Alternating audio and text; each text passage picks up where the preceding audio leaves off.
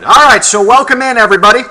There's your situation on radar right now, which, we could spend a lot of time if we wanted to just go town by town with who's getting rain, but it would probably be a waste of our time. Everybody is dealing with rain. You're a live sky eye right now, our view from Rochester. Now, thankfully, travel's really not all that bad, and I don't think it's going to be that bad through a good chunk of the night tonight in and around Rochester. Eventually, we'll start to get to a point where that will end up changing, but everybody who's on the area roadways, you see the American flag there. It is blowing pretty stout. We've got a breezy setup here tonight, but that's about the look that we're going to continue to deal with for a while. Raindrops will continue to fall. It will be until after midnight that some of this starts to change its way from rain to snow. Now, with that in mind, let's do that right now with radar. See that? One little click of the button.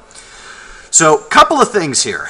And this has really, truthfully, been our biggest forecast challenge out of this, has been trying to get a grasp on what this situation is going to end up doing.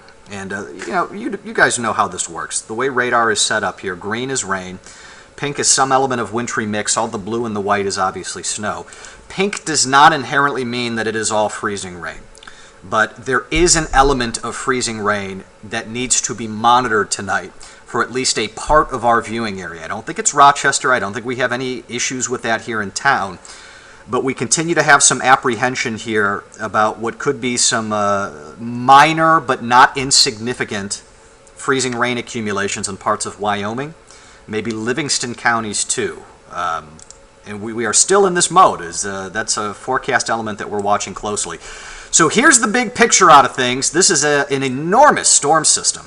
They had severe weather across the deep south. You've obviously got snowstorm issues on the western flank of this, but the fact that this goes all the way from Florida up into Canada, and there's really no spots along this front where the precip stops, that's obviously a big deal. Very dynamic storm system, which when you hear your meteorologist use that word, that's usually a powerful storm.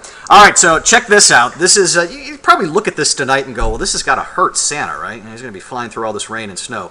Not really. When you're flying in an airplane, when we used to be able to fly in airplanes, you realize it or not, most airplanes use the jet stream, which is this ribbon of fast-moving air, usually about 25 to 35,000 feet up. This storm has a rockin' and rollin' jet stream here at about midnight, and it's more than 150 miles an hour. So we figure we can kind of plot Santa's trek with this. This is going to be a year that he ends up coming into the United States, probably Gulf of Mexico side first, and then working his way northward into the Great Lakes. Some years we see him do the opposite. He comes south from Canada. That would be detrimental here because you're going to be fighting that jet stream. So this is one where the weather kind of, I think, reveals the hand to some extent, and likely gets Santa in here a little bit faster than he did last year because you get an assist from those strong winds. The forecast here tonight on what he will encounter, as long as he can get in here prior to about 2 a.m., Rochester is likely all rain. If he's late on arrival, and sometimes that happens, there'll be some wintry mix in there. Eventually we turn over to snow into early Christmas morning, but you'll note by that point the precip chances are on their way down, and on their way down quickly. So we see it like this with FUTUREVIEW. That's 10 p.m., 39 in Rochester, a cold rain. Now we're down to 37 at midnight. It's a colder rain, but still rain nonetheless. We will watch this stuff. Again, Wyoming County, maybe even part of Genesee County, sneaking into Livingston County. What kind of a wintry mix are we dealing with there? By 4 a.m., you're already starting to see the Swiss cheese effect out of this. Drier air is starting to erode away at the widespread precip, and by the time Rochester finally drops to freezing by Christmas morning, most of the abundant, widespread moisture is gone. Still there along the I-90 corridor, Buffalo through Erie, big problems there. But in Rochester, it's mostly gone, and most of your Friday will just be scattered lake effect snow showers.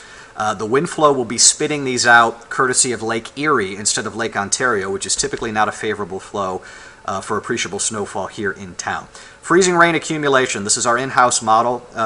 Through experience, do not look at specific totals out of this. They're often wildly inaccurate and vary a lot from run to run. Rather, we look at the notion of where do we think the best chance of freezing rain potential is going to be, and I think this is pretty sound. Olean, Wellsville, you see Dansville is pretty close, southern Livingston. Wyoming County, I think, needs to watch this, that you might end up with a glaze of ice underneath some of the snowfall that you will be getting over the course of the next few days. Minuscule amounts from there. I think the whole area is fair game for a brief period of light wintry mix into early tomorrow morning. Could that be enough for something more than a trace? It's possible. I don't think it'll be more than a few hundredths of an inch, which means I don't think it's going to be that big of an issue. Expected snowfall through the course of our Christmas. This is not by morning. This is by night. So factoring in some of the scattered lake flakes through the day on Christmas. You want a big snow? Go here. You want a moderate snow? Go here. General rule of thumb here, though, is Rochester and points eastward, you're not going to have that much. You might have enough for a dusting, but I think that probably ends with that. The flow on Saturday could support some additional lake effect snow showers, and we'll shut that off by Sunday. Warmer weather moving in, back to about 40 on Monday with rain, then back to some snow by Tuesday.